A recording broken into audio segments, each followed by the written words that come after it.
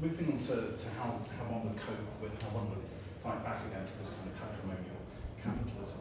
You've got a fascinating footnote where you describe your project as following in the footsteps of James Mead.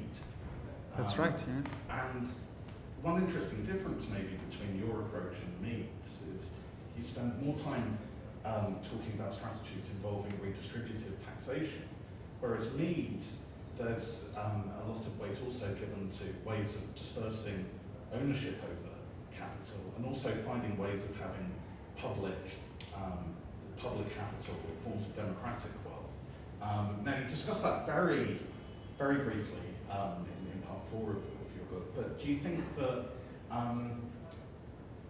the response to this kind of increase in inequality might be one that ought to explore the sorts of avenues that Mead opened up and not just rely on mechanisms of redistribution through the tax system? No, I think you're right, and this is a very.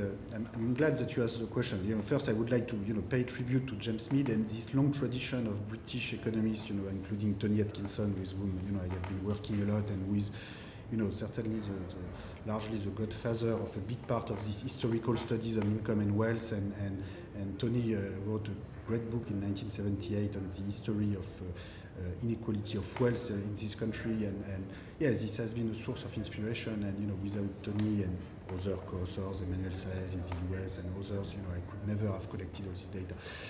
James Mead, I think just like me, believes that it's progressive taxation and other forms and the development of other forms of property relationship and other forms of governance, are complementary institutions. And so probably in the book I put too much emphasis on progressive taxation. I do talk about the development of new forms of governance and property structure, but probably not sufficiently. This I agree with that. So that will be for volume 2.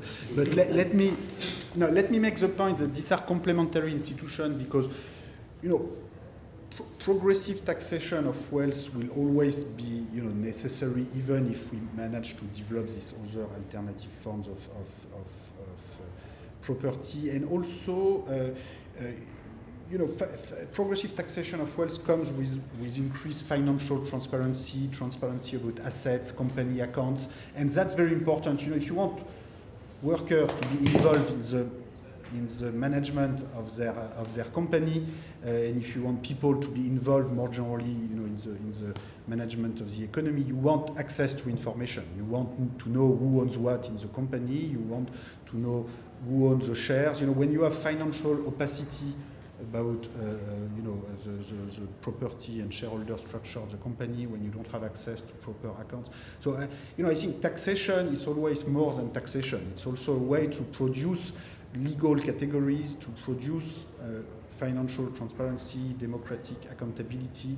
When you don't have when you didn't have taxation of corporate profits, there was no accounts of profits, and so it's not that today's book accounts are always accurate, but at least they exist. And it is the same with taxation of wealth. This requires ideally a global registry of financial assets, or at least closer registration of assets and property rights, and so this is complementary with more democratic and inclusive governance.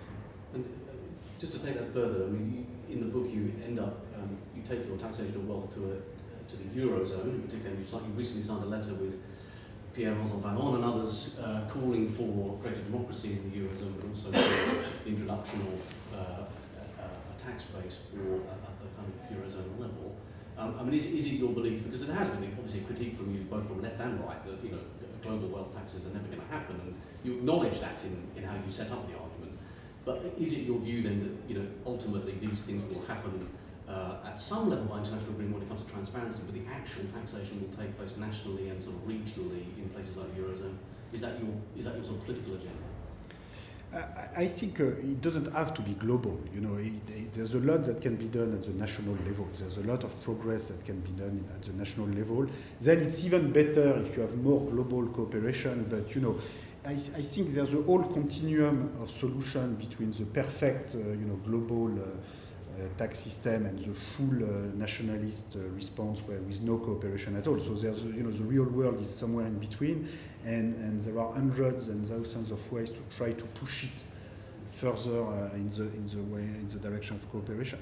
But it's perfectly possible, for instance, at the national level, to transform, our traditional forms of property taxation, which are typically proportional and that do not take into account financial assets, financial liabilities, because they were set up in the 19th century, where most property was real estate property. So, you will just not take into account financial wealth and mortgage and financial liabilities.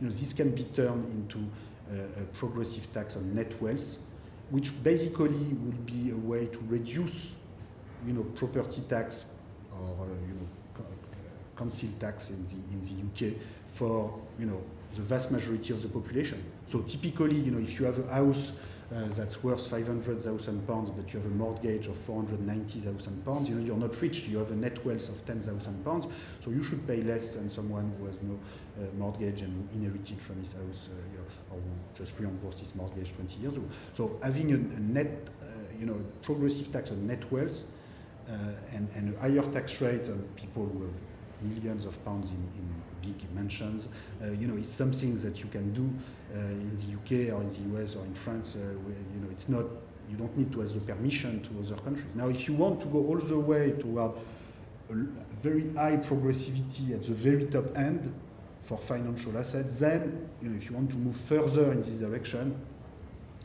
you need more coordination. That could be between Eurozone countries. Of course, I welcome the UK very much to join in and step in. In fact, I think on these issues of fight against tax haven, I think the UK can and did play a role and can play a role. I think it's an issue which, to some extent, goes beyond. Left and right, and there's been a lot of talk about fighting tax havens. There's been little success, little action by European countries, but when the US stepped in and introduced sanctions against Swiss banks, some progress were made. And 5 years ago, people would say nothing will ever happen, and then things happen. So I'm not terribly impressed by people who know in advance what's going to happen and what's not going to happen. I think the whole history of taxation is full of surprise, and including in the recent past. This thing on Swiss banks, nobody would have guessed 5 years ago that this will change. So I'm just a bit sad that European countries, including Britain, Germany, France, did not take action and had to wait for the US to step in to change this, because in a way European countries have a lot more to lose from Swiss banks and bank secrecies than the US. So it's a bit sad that we were not able to act, but I think we can do better within the Eurozone and outside the Eurozone.